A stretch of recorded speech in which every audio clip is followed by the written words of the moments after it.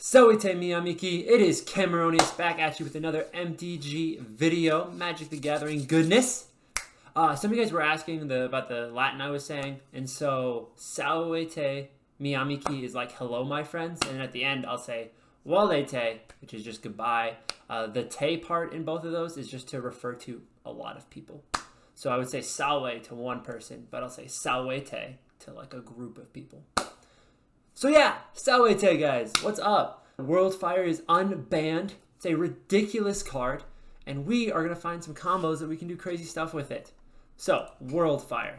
It's a 9 mana sorcery that says exile all permanents, exile all cards from hands, and exile all cards from graveyards, and each player's life total becomes 1. And we want to win off of that. So here are 5 combos, along with an honorable mention, of course, that we're going to use to just demolish our opponent in that one turn. So we're not going to, drag it out, give them a chance to survive any of that stuff. We want them dead. So we'll start with like cards that need the most, or combos that need the most cards, and go all the way to combos that need the least cards. So our first combo involves 4 cards, not including Worldfire. So we need 5 cards for this one, but it's not that crazy. The main card we need is Legion's Initiative. It's a red and a white for an enchantment. It says red creatures get +1/+0, white creatures get +0/+1, and then you can pay a red and a white to exile Legion Initiative and then exile all creatures you control. At the beginning of the next combat, they return to the battlefield, they gain haste under their owner's control. So you need just 3 creatures that have at least 1 power and you control them. Sorry, you own them. Any creature will do. 3 like 1 mana 1/1s will do. So you cast Worldfire. In response, you activate Legion's Initiative, you exile your 3 creatures, and then Worldfire kills everything. Your opponent's life totals are all now 1, and you simply swing your 3 creatures that come back at the beginning of combat out at them and kill each one of them right there. It's a combo that costs 9, 10, 11 mana, 13 if you're doing it all at the one go, including all the creatures. But, I mean, heck, you won with Worldfire, and it just got unbanned, so that's super cool. And you have to use Legion's Initiative, also a super cool card. Next is my personal favorite one, and this is using Loch of Scorched Thrash. We're going to bring Mana Burn back into this game. So, the first thing you have to do is have Loch out on the battlefield. Ideally, if you want to do it sooner, you also want Treasonous Ogre out in the battlefield. So what Loch says is 1, a black, a red, and a green for a legendary creature Vishano Shaman with Vigilance, and a player losing unspent mana causes that player to lose that much life. Mana Burn. And then he also has a super important ability that says pay 1, tap, each player gets Jund, or black, red, green. Treasonous Ogre is also a creature for 3 and a red. It's a Ogre Shaman, that's a 2/3. It has Dethrone, which we don't really care about. And it says pay 3 life, add 1 red mana. So you play Loch, either you flash him in, some way give him haste, anyway, so that he can tap, whether he's just been on the battlefield, however you get it, he has to be able to tap for mana. You then play Treasonous Ogre, you cast Worldfire, right? So you needed 9 mana for that. So you'll pay 9, 18, 27 life. But you don't use the Jund mana that you gave everybody. You need that. Then you need 3 more mana. So you play an extra 3, so an extra 9. So technically you pay 36, not 39. My bad.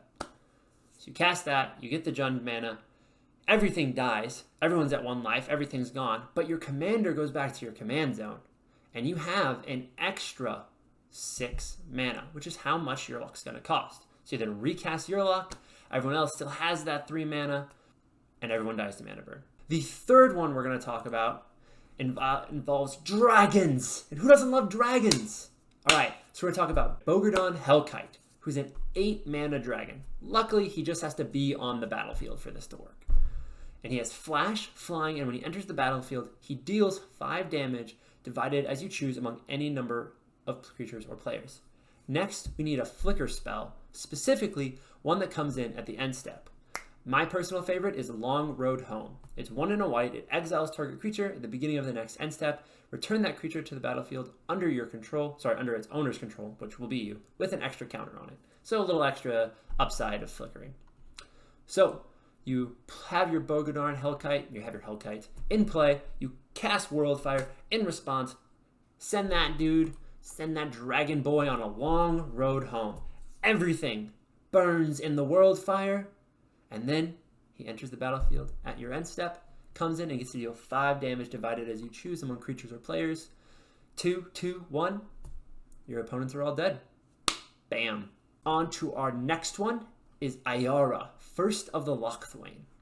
And for this one, you require the Oblivion Ring. So, Ayara, first of the Loch Thwain, is 3 black mana for a legendary creature, Elf Noble. It says when it or another black creature enters the battlefield under your control, each opponent loses 1 life and you gain 1 life. Well, that's pretty handy, isn't it? She can also tap to sacrifice a black creature for you to draw a card, but we don't really care about that. In fact, we're going to send her into Oblivion with Oblivion Ring. It's 2 and a white for an enchantment that says when it enters the battlefield, exile another target non-land permanent. When it leaves the battlefield, that's important, leaves the battlefield, doesn't go to the graveyard, leaves the battlefield, return the exiled creature to the battlefield under its owner's control.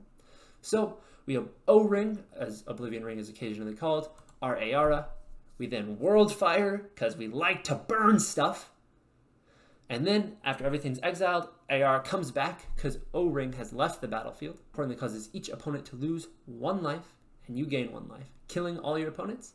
And our final one before we get to our honorable mention is a 2-card combo that with these 2 cards, you can win the game on your next turn. And this one's elves, because who doesn't love elves? And this is Nadir, Agent of Dusknail. He's 5 and a black, so he's really expensive for only a 3/3. But he's a legendary creature, elf warrior, that says whenever a token you control leaves the battlefield, put a 1/1 counter on Nadir. Then, when Nadir leaves the battlefield, not die, leaves the battlefield, create a number of 1/1 green elf warrior creature tokens equal to his power. And lucky for us, his power is 3. He even has partner, so you can play him as the commander with, say, a red partner, and just have Worldfire in there to just finish off a game. So, basically, you cast Nadir, he's out there chilling. With just his 3 starting power, you then cast Worldfire, exile everything, he will leave the battlefield and create 3 1/1 green elf warrior tokens, which means on that next rotation, they simply swing out. Another fun thing to do if you want to kind of not give them a chance to untap, you can spend an extra 2 mana for first day of class, which will give all those tokens that enter the battlefield +1/+1 and haste, allowing you to swing out immediately. Now for our honorable mention, you don't necessarily want to win the turn right there, and you certainly don't want to get Worldfired. Getting Worldfired would stink. So what if everyone else got Worldfired but you didn't? You know it, you love it, Teferi's Protection. 2 and a white for an instant that says until your next turn, your life total can't change. You have protection from everything, and all permanents you control phase out. Exile Teferi's Protection. So you cast Worldfire, you cast Teferi's Protection. Everyone else loses their hand, loses their graveyard, loses their life total down to 1. You lose nothing. But that's it. That is our top 5 combos with Worldfire, along with a pretty fun honorable mention. I just think it's fun. I know it's unbanned. It's exciting. A lot of people are not super happy about it, but I feel like if the combo can win on the spot, or at least in the next turn, then it's just another combo. Especially this one, which requires up to 5 cards and up to like 20 plus mana, 15 plus mana.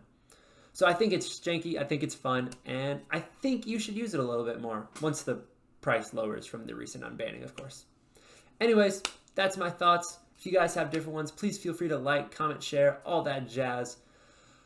Yeah, this has been Cameronius from MTG One More Turn.